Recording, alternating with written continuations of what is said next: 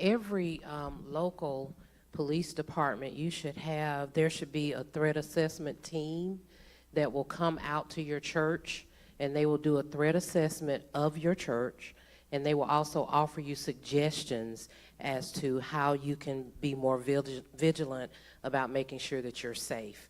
They will come out for free. They will come out whenever you need them to, and they will take the time to walk you through what needs to be done, even with the code words and all that, because that's what we did at Tabernacle. But they'll come out, and you just call the police department, and they'll send the team out. All right, thank you so much. It's the risk assessment. It's a risk assessment. Yes, it's a risk assessment team that you have. I wanted to thank Bishop and Missionary Supervisor for this opportunity, and I wanted to also thank my husband because I got on his nerves. I was working late on this presentation. And then 3 people who I know are looking. Captain Al Crawford, he is a Director of Security for the South Atlantic Episcopal District. He is one of my mentors. Presiding Elder Darren Jaime, who is, I say, my boss. He's the head of security for Zion. And Reverend Rodney Courtney, who owns Premier Security Solutions in Charlotte. He has been a big help to me too, so thank y'all. Thank you, Mrs. Thorne. This is good information, and I want to look at how we can develop a security team here in Alabama, Florida, and I know that Mrs. Thorne is going to be a big part of that, and because we do need to be very deliberate about establishing safety protocols. I shudder when she talked about this building, this particular building, and we're going to get together and correct the things that she has observed, because we got to be careful. And as she thought, I was ashamed. In fact, if I was light-skinned, I would turn red. But when she brought that up, and I did not know what our protocols are for this building. And I was wondering, because I'm sitting in front, so when she asked those questions, I wish I could have turned around to see what hands went up when she had asked the questions about Wi-Fi and all those kinds of things. Listen, we've got to be deliberate about things like that. We're living in an age where we have to be deliberate.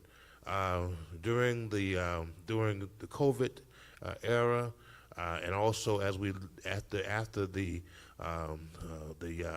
situation in Charleston and other things like that, we've got to understand that the climate in which we're living, that things have changed, and we can't act like they haven't, and do what we have to do. Now, she raised it. Well, last thing she said, she wanted to know from my wife was okay for her to bring her piece with her, and she never told me whether she brought it or not. Where'd she go? Huh? Maybe not. Yeah. All right. She's not gonna tell. She ain't gonna tell it, but right. But don't mess around and find out. Amen. But I got a funny feeling and a sneaking suspicion she's not the only one. Amen. Just don't shoot me. Amen. But I want to be sure that we are okay, and that we're doing things to protect ourselves, protect the people that we're serving. So anybody glad that we had this session today? Things that we're talking about, news you can use, and take these things. I'm so glad she brought up Reverend Warren Williams. Reverend Williams, you step out for just a second? I want to celebrate Reverend Warren Williams. He's the man behind the scenes, but he's doing a great job. Where'd he go? There he is. Amen. So all of these PowerPoints and the information that we're sharing, and Reverend Williams, do we have anybody watching? All right, what's our numbers looking like? See, you would have really impressed me if you would have had those numbers ready. I would have really been impressed. Amen. We got 5,000 people watching right now.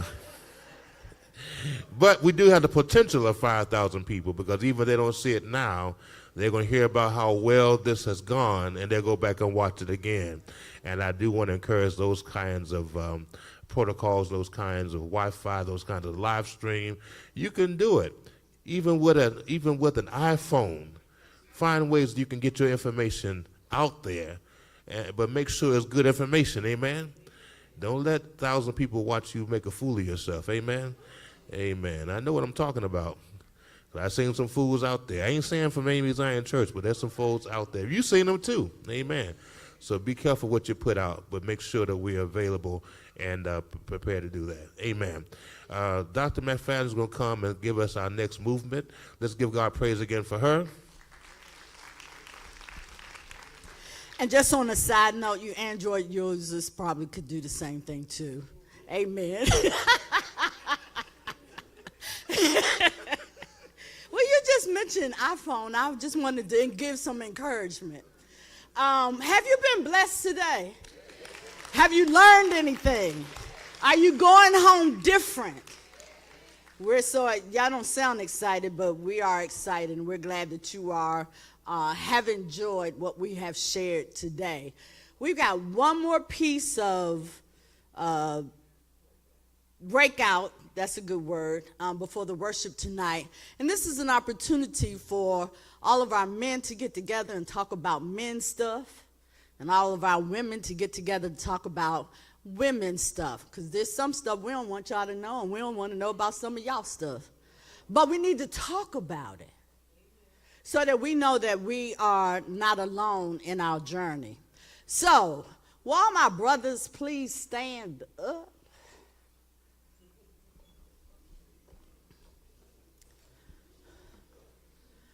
All right, it's a good number of y'all, but we're going to put you out because it's more of us. And so I want you to, Isaiah, would you just raise your hand, wave your hand? This is our presenter for the men's. He's a registered nurse, and you can see in the program all the other accolades and things that he has earned to do his job. You all are going up to the administration building, probably the chapel, or do you need to go to the cafeteria?